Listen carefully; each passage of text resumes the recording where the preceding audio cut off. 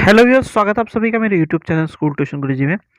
बच्चों, आज हम करने वाले हैं आपका चैप्टर 2 साइंस का, यानी कि एसिड बेसिस एंड सॉल्ट, अम्ल, क्षारक एवं लवण।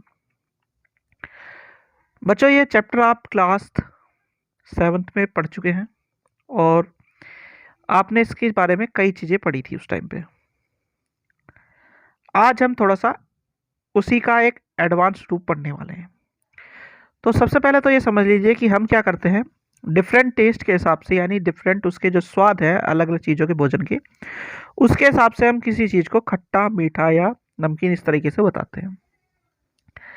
और जो उसमें फूड में टेस्ट होता है उसकी जो एक वजह होती है वो होता है उसमें अम्ल या क्षारक का होना, यानी एसिड और बेस का होना। अब अगर सबसे पहले एसिड की बात करें तो एसिड क्या होता है? एसिड वो सब्सटेंसेस होते हैं जो खट्टे होते हैं टेस्ट में, यानी श्योर होते हैं।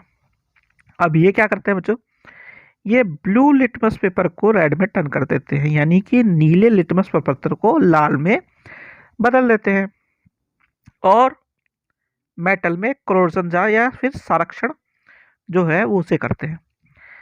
और इसमें क्या होता है, H+ आयन बनता है, यानी जलीय विलयन में H+ आयन का निर्माण करते हैं बच्चों।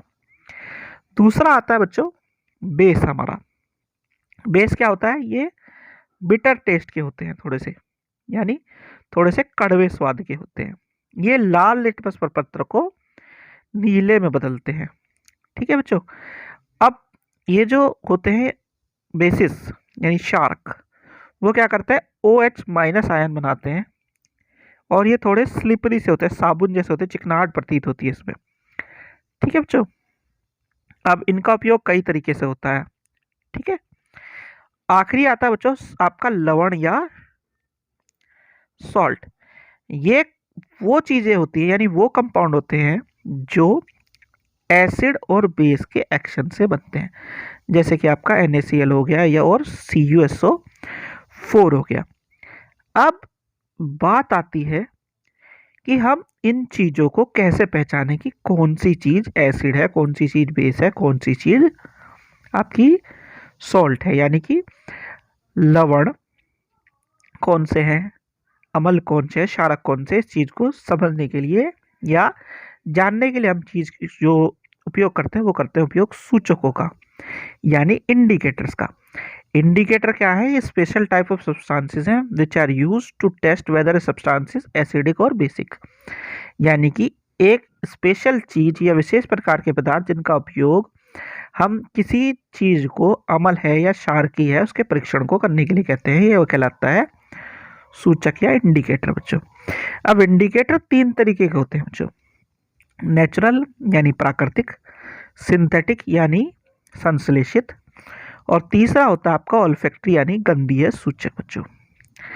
सबसे पहले बात कर लेते हैं बच्चों नेचुरल इंडिकेटर्स की, यानी प्राकृतिक सूचक की। जब प्राकृतिक सूचक की बात करेंगे बच्चों, इसमें सबसे पहले आता है आपका लिटमस प्रपत्र वाला लिटमस, जो अम्ल के साथ अभिक्रिया करने पर लाल और क्षारक के साथ अभिक्रिया करने पर नीला में प्रतीत होता है। फिर उसके बाद आता है बच्चों रेड कैबेज लीफ एक्सट्रैक्ट, यानी लाल पत्ता गोभी का रस। ये भी अम्ल के साथ अभिक्रिया करने पर लाल और क्षारक के साथ अभिक्रिया करने पर हरा प्रतीत होता है। फिर होता है बच्चों आपका हल्दी या टर्मरिक। तो अम्ल के साथ अभिक्रिया करने पर ये कोई रंग नहीं परिवर्तित करता, लेकिन जब ये बेस के साथ या क्षारक के साथ अभिक्रिया करता है तो लाल रंग का परिवर्तन इसमें हो जाता है बच्चों। फिर आपका आता है बच्चों संश्लेषित सूचक, यानी कृत्रिम सूचक या सिंथेटिक इंडिकेटर। इसमें 2 आते हैं बच्चों, मिथाइल ऑरेंज और फिनोप्थिलीन, यानी मिथाइल ऑरेंज और फिनोप्थिलीन की जब अभिक्रिया करते हैं तो हम अम्ल के साथ अभिक्रिया करने पर हम लाल कलर मिलता है और क्षारक के साथ अभिक्रिया करने पर पीला रंग मिलता है। और फिनोप्थिलीन की अब अगर अम्ल के साथ या एसिड के साथ रिएक्शन होती है तो वो कलरलेस होता है, और अगर क्षारक के साथ या बेस के साथ अभिक्रिया होती है तो गुलाबी कलर का होता है वो। अब बात आती है बच्चों ओल्फैक्टरी इंडिकेटर या गंधीय सूचक की। ऐसे इंडिकेटर जो हमें स्मेल से या थोड़ा दूर से ही गंध आनी शुरू हो जाए, उस तरह के इंडिकेटर्स को हम क्या कहते हैं, गंधीय या ओल्फैक्टरी इंडिकेटर्स कहते हैं। इसमें 3 इंडिकेटर आते हैं बच्चों, ऑनियन जूस यानी प्याज का रस, वेनिला, फिर उसके बाद क्लोव ऑयल यानी लौंग का तेल बच्चों।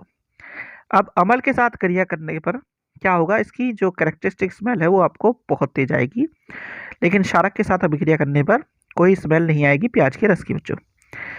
फिर उसके बाद जो एसिड के साथ अभिक्रिया करेगा वेनिला, तो उसमें सामान्य गंध आएगी, इधर की साइड में क्षारक के साथ अभिक्रिया करने में कोई गंध नहीं आएगी। उसके बाद जब एसिड के साथ अभिक्रिया करेगा तो ये अपनी गंध को समान रूप से बनाए रखेगा, जैसा कि वेनिला के साथ कर रहा था, लेकिन जब ये क्षारक के साथ या बेस के साथ अभिक्रिया करेगा तो इसकी गंध खत्म हो जाएगी बच्चों। तो बच्चों ये था आज का पहला भाग इस चैप्टर का। आशा करता हूं आपको वीडियो अच्छी लगी होगी। अगर वीडियो अच्छी लगी हो तो चैनल को सब्सक्राइब करें, वीडियो को लाइक करें, शेयर करें। Thank you.